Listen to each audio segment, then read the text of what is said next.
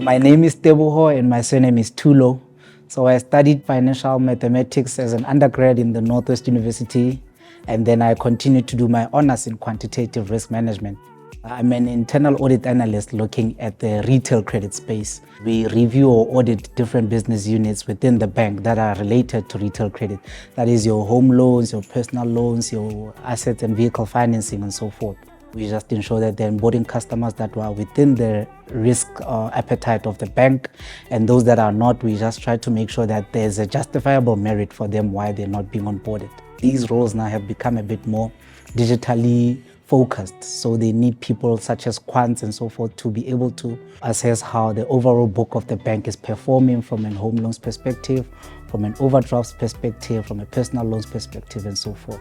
What led me into doing quant was always someone who was, I'd say, gifted a bit within the mathematics space. And then in my grade 11 and 12 there, when I started to searching for universities and trying to figure out where I can actually use my mathematics skills, I came across this course in the Northwest University called the BMI. After enrolling for the BMI degree, I started to now find joy in solving those mathematical equations, doing the statistics or time series analysis. I wanted to now use these skills that I've attained in order to do something good for the banking industry. My typical day within the role that I'm currently in, I engage with different stakeholders within the bank that are working in the transactional banking space and retail credit space.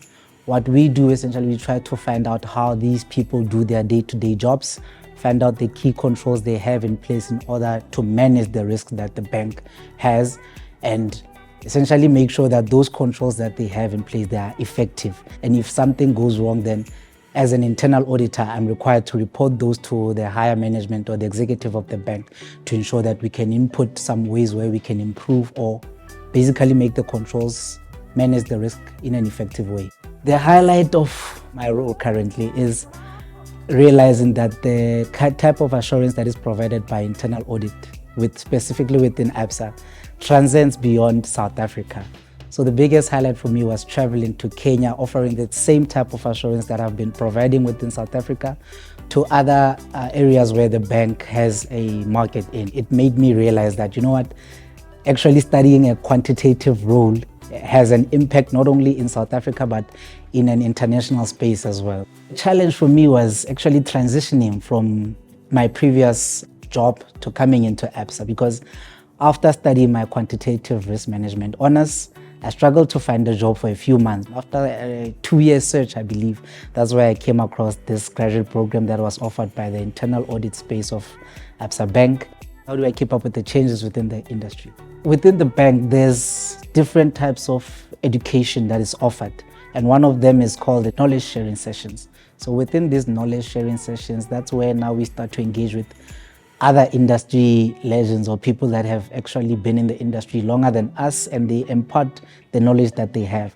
Before internal audit, I only knew auditing as things that are being done from a financial perspective. But now auditing has evolved, if I may say. We are trying to move to a more digital space. And to keep up with some of these changes, we are continuously learning, and the bank is continuously providing these spaces that offer us different types of knowledge. To relax, I normally just spend time with my friends.